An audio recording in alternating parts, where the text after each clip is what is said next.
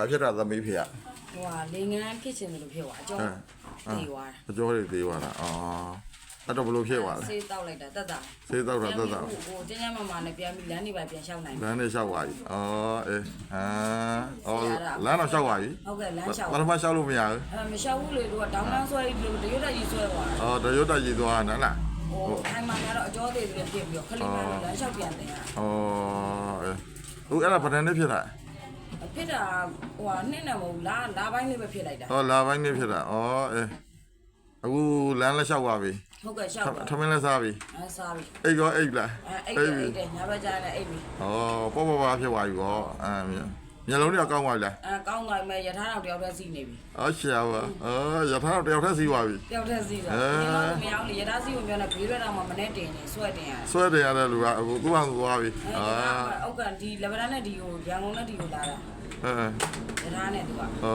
စိတ်မချလို့တော့မှတော့တော့ပြီပဲအဖေကျမ်းမှာပေါ်တဲ့ပုံမှာညီမစိတ်ချမ်းသာလားစိတ်ချမ်းသာစိတ်ချမ်းသာတာနော်ညီရတို့ကညီမတို့ကလက်တွေ့ပဲလေနော်ကိုတို့ကတန်ဖိုးမရှိတဲ့အဖေတယောက်အခုလိုကောင်းသွားတာဝမ်းသာတယ်ပေါ့နော်ဆရာလည်းဝမ်းသာတယ်နော်ဘာလို့ဆိုတော့ဘာပြောလေညီမတို့အတွက်ကတော့ဟလား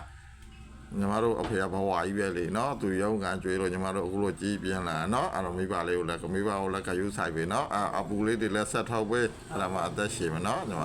စိတ်ချမ်းသာတယ်မလားအေးပါသူကရန်ကုန်မှာကိုကဒီမှာလေစိတ်မချဘူးအခုတော့မှသူတယောက်တည်းအေးစစ်ဖြစ်သွားပြီလမ်းနေပါထွက်ရှာ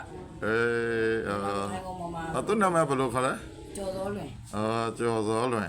ဦးကျော်စောလွင်အေးပါဘယ်နှစ်နှစ်ပြအသက်က5353အေးဆရာတို့တော်တော်ငယ်သေးရဲ့နော်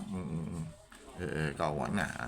မိသားစုလည်းစိတ်ချမ်းသာတော့နော်နောက်မို့ဆိုရင်တုံလုံးဘက်ခောက်ကြီးဆိုစိတ်တွေညစ်လာညစ်ဘူးလားဘာမှအလုပ်လုပ်လို့မရဘူးနော်အိမ်မှာကိုကဒီမှာဒီလဲစိတ်မချဟိုလဲစိတ်မချဟိုမှာဘာရှိဟိုမှာအိမ်ရှိရလေဆရာအိမ်နဲ့ခြံနဲ့အမှဆိုတော့အေးမှာကျတော့ခေါ်ထားလို့မနေဘူးဒီကဒီမှာဆေးလာကူလည်းသက်သာပါသက်သာစိတ်ချမ်းသာသွားပြီနော်ဟုတ်ပါပြီအားလုံးစိတ်ချမ်းသာကြပါစေနော်